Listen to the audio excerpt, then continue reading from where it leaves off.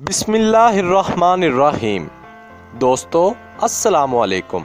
आज मैं आपको एक अमीर खातून और अंडा बेचने वाले बुजुर्ग का दिलचस्प वाक़या सुनाऊंगा। तो आइए सुनते हैं कि वो वाक़या क्या है। सिग्नल पर गाड़ी रोककर खातून ने बूढ़े गरीब से पूछा, एक उबला हुआ अंडा कितने का है? बुजुर्ग ने सर्दी से ठठहरती आवाज़ में कहा, बेटी 15 रुपए का है। खातून बोली, 50 के 4 देते हो तो बोलो। बुजुर्ग ने कहा कि कोई ग्राहक तो मिला, तो सोचकर कहने लगा, ले लो बेटी। अगले दिन खातून अपने बच्चों को लेकर एक महंगे रेस्टोरेंट गई और सब बच्चों का मनपसंद खाना ऑर्डर किया।